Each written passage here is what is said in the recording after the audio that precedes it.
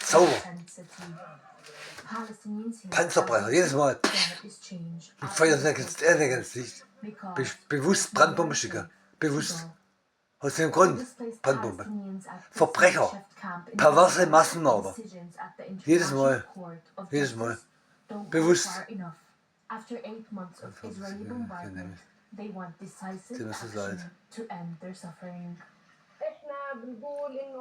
We want these decisions to be implemented on the ground, to stop the war, and not just to talk about Rafah. They've committed genocide, they've committed massacres. We want all the Arabs to stand with us, and for the world to stand with us and stop the war. Der Libanese sowieso. One thing and do Dann something zeig mal, different. dass du Unterstützer bist, du Eierkopf.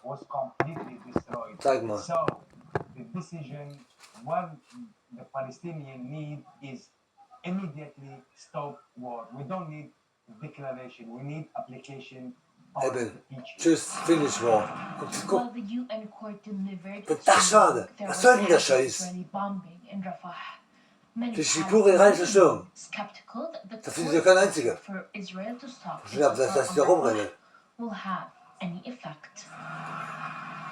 Back at Ashabula camp, emergency workers put out fires in this residential area after an Israeli strike. Oh Gott, so. They're searching homes and telling people to leave as more bombs are expected to fall. In the Khudari Al Jazeera, Da fällt eine halbe Straße da. Hamas welcomed the ruling by the International Court of Justice, but in a statement it says it expected the court to issue an order to stop the genocide in all of Gaza and not just in Rafah.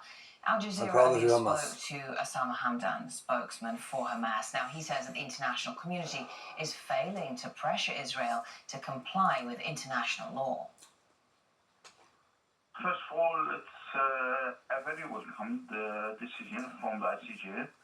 And we believe it shows clearly that the ICJ considered what's happening in Gaza is a genocide, and Israel is committing a genocide because everyone knows that the genocide is identified clearly in the court.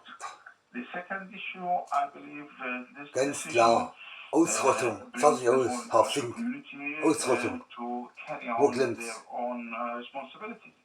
Everyone was waiting for this decision to understand whether it's a genocide or not. We believe as Hamas it was a genocide from day number one, but at least now everyone in the international community has to understand it's a genocide and they have to work hard in order to make an end for that and to stop Israel from going on forward in this issue.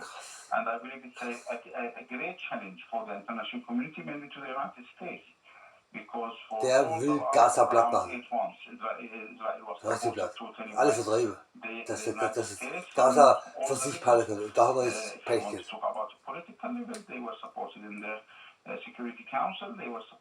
Sofern der Richter das ins umsetzt. Also eigentlich schon vom mehr als ein halbes Jahr.